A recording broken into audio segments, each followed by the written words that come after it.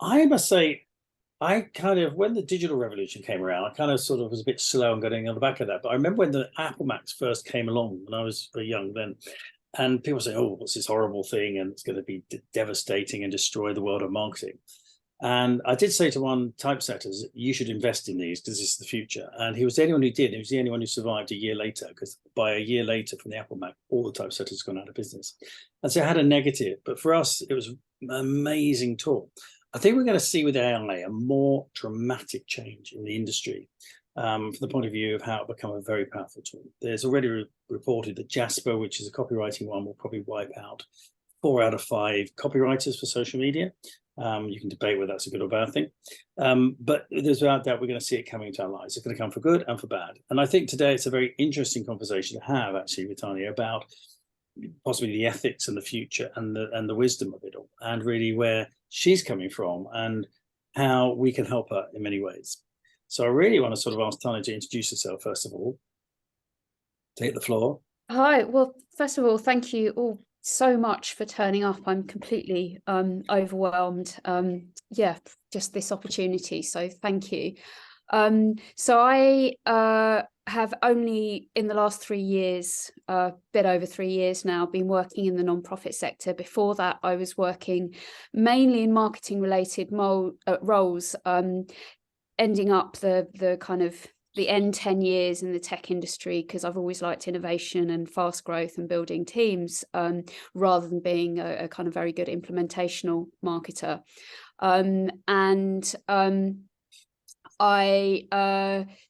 Yeah, as any background to that, I also spent quite a bit of time in strategic consultancy on the marketing side, so kind of management consultancy from the strategic side.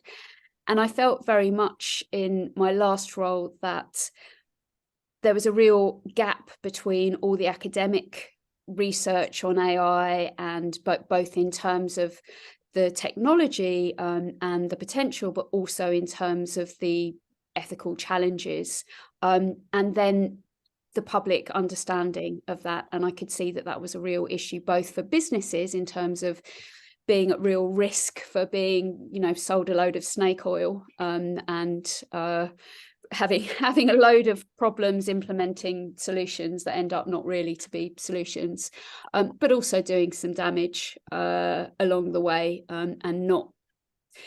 I kind of felt like there's a lot that we could learn from the climate, the climate disaster, where we all knew for years and years that there were things that weren't quite right. We've known plastic's not great for many years, but it kind of took a real breakthrough mass cultural moment like David Attenborough and Greta Thunberg to actually start changing people's behaviors.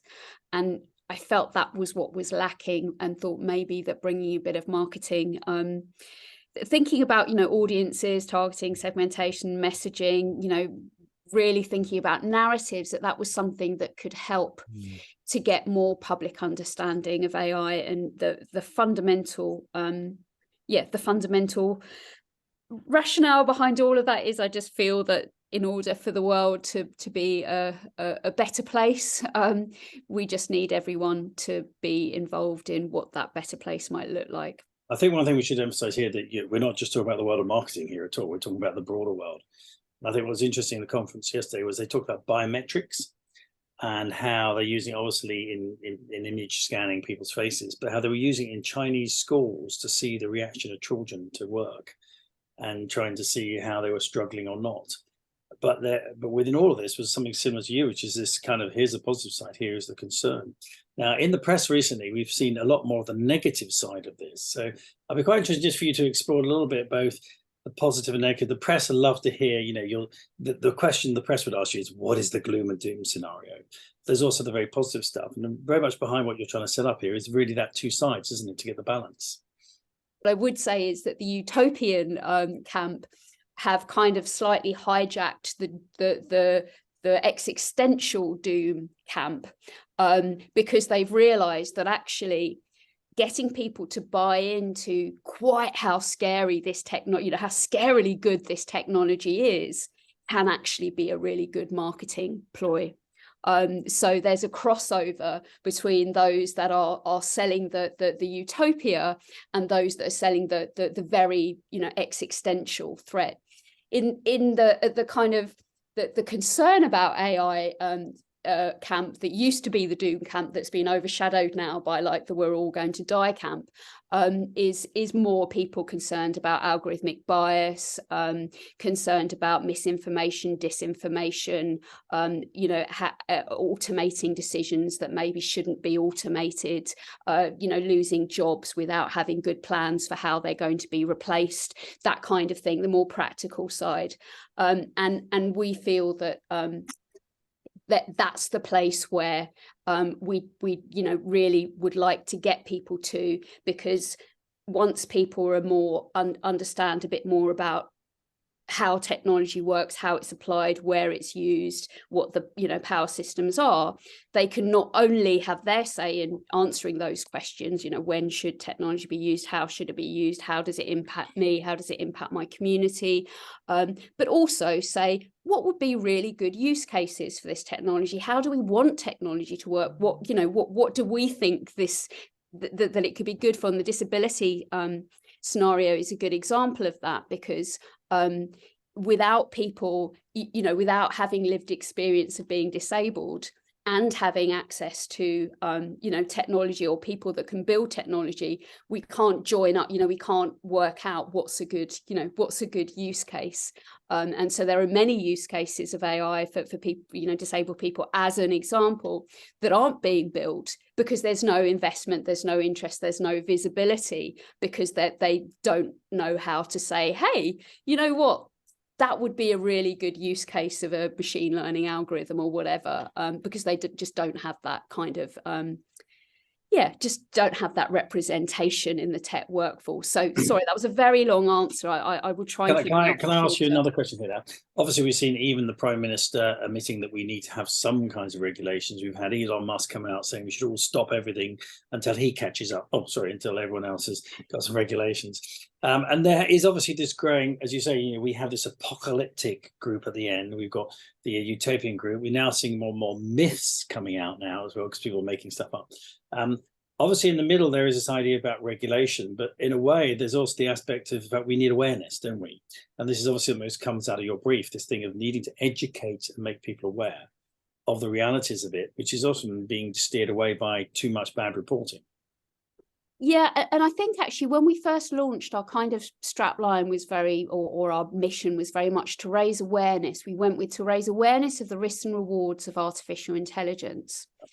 And actually, I think it has changed in the sense that the awareness is now, over the last 6 months, the awareness is there. What's changed is that it's an awareness that is filled with misunderstandings and misconceptions.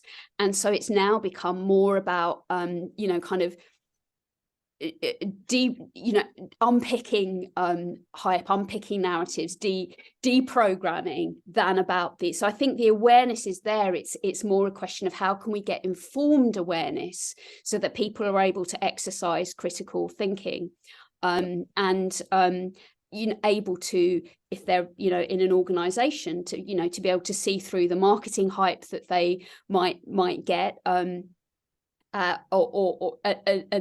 not just to say, oh, I'm not going to buy this product, but just to think about how would I use this product best, you know, what's the best way to use it. So I'm not saying don't buy AI, I'm just saying let's just use it in a really, you know, useful way, rather than you know, thinking. Someone made a lovely comment that you're going to start seeing more and more things with a little badge on now with AI. You know, your washing machine now with AI. There's going to be, like, you know, when the chip came out, it's going to be everywhere.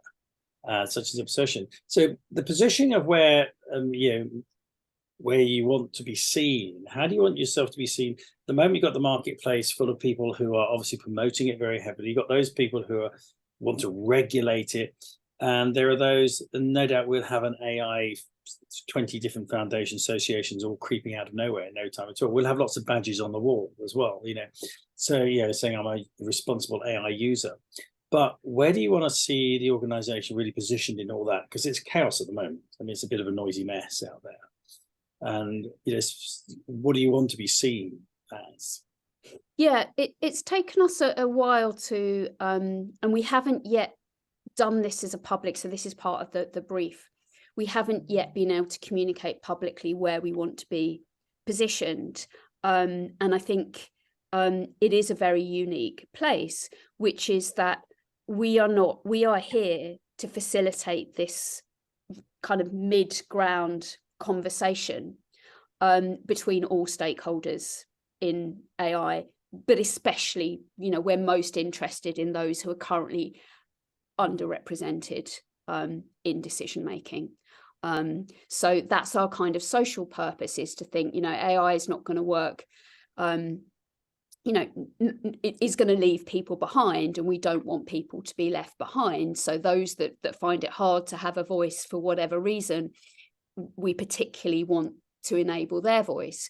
But we also just want everyone to be able to have constructive, collaborative, productive conversations, whether it's making sure that we don't do knee-jerk regulation because someone's misunderstood something or reacted to a headline, that we don't forget about, really important technical developments while we're, focused on a dream, whatever it is, it's about having those conversations. So in order to facilitate that conversation, what we've identified is that it comes down to it having some kind of commitment on a core standard of AI literacy, and then signposting ways that people can get involved. So AI literacy, I think, is, we kind of move from going from awareness to literacy. I could talk for a long time, which I promise you I won't, on what I mean by literacy, but by that I mean a general, and we've researched lots of pedagogical frameworks. So there's a pedagogy and there's research behind this, but nobody in the UK so far has really has really made an effort to say, what does the public need to know about the technology and the applications and the use cases in terms of not just the risks and rewards, but in terms of understanding the basic mechanisms, so that as each new risk and reward pops up, they can apply their understanding to make sense of what they're seeing.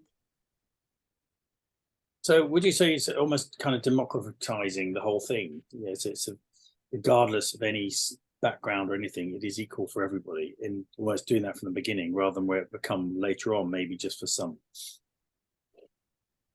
Yes, and the word democratizing is a really interesting one, because lots of people are saying that ChatGPT or, kind of mass scale, LLM based technologies are democratizing AI. And what they mean, that they're talking about the fact that we can now have access to open source models or whatever it is, and that this is democratization. So that word democratizing is already being used. We I guess what we're talking about is not that kind of giving access to technology. It's more giving access to I guess it's I say the word decision making, but it's giving access. It's about power, at the end of the day, and it's not really about the technology. It's about the ability to get to what is the core of democracy. And of course, one can't have functioning democracy, if that's such a thing, but without there being a critical discourse to enable, you can't say whether or not you're for or against something unless and it be meaningful, unless you understand the thing that you're talking about. So I think it's actually about knowledge and kind of power structures, rather than it democratizing access to AI. But that's one part of it. I mean, the other thing which I picked up from your thing is about the narrative shape the way we think. And obviously the narrative is constantly changing around this, because what we might have been talking about 6 weeks ago can suddenly be a very different from now. And in 6 weeks' time, they just might have got bored with it and nobody's talking about it anymore. But I think that's going to be the very opposite. I mean, I'd like you to comment really on the narrative at the moment, and how much you want to be key to also influencing the narrative. So I think we're really, because we draw our research, we are very, although we're not a research organisation, we draw heavily on academic research and research institutes. And it's a lot to do with surfacing existing research and making it available, rather than trying to control any particular narrative. So you can tell, speaking to me individually, that I have my own views about the state of the world, but that's not, we're not here with an agenda to say how we think particular policies should play out. The only things that we will say we absolutely believe in, and we are completely partisan about, are that there should be general level education about AI technology and its societal impacts in the UK. And I mean, the UK, obviously the world, but the UK is enough for me to deal with right now. And secondly, that we believe there should be a greater diversity of people working in AI and making decisions about AI. So they're the kind of very, that's fundamental beliefs that are partisan. I can't say they're non-partisan. However, when it comes to saying what kind of regulation should there be, should we ban biometrics? Should we not? Should we go the EU style of AI governance, or should we do the UK? Our aim is to give people the information so that they are able to make decisions about what they think on those topics. If you're invited to sit at the table, which is obviously you're already doing, because I think, as you said to me, you are interacting with a lot of people. Because I asked, for example, Ava Lovelace Institute, which is sort of, again, has some similar concerns to yours. If you're sitting at the table, whether it's a government or it's a technology company or it's an event, how do you want that label to appear in front of you, so when people look around the table, they see where you are on that table? Because that might come back to a similar answer you gave before. It's just asking the same question, much from a different angle. What is your, because it strikes me a little bit that one of the things you've emphasized a lot is this representation of other people. It's almost like, you're saying, well, don't forget these people here, and let's represent them, as well as saying we do need to educate people. Such a good question, and we definitely need work on this. So I think the way that I assume people, and I've been assuming too much, because it doesn't always work when actually they're thinking something else. But I assume that our partners, and as you say, yes, I sit on the Alan Turing Institute, which is the UK's national AI and Data Science Institute. I sit on their Public Engagement Ecosystem Strategy Advisory Board. I work on AI standards development. So I'm very much in the world. I speak to the Office for AI, speak to DCIT ministers. So I do have these kind of, and how do some of them probably know and some of them don't. So the ones that I assume they think we're the voice of civil society at the same time as being the advocates for AI literacy. And there's a distinction, because there is a real potential that what happens is we outsource AI literacy, or what we're campaigning for, to an agenda-driven organization, whether that's government, tech company, anything.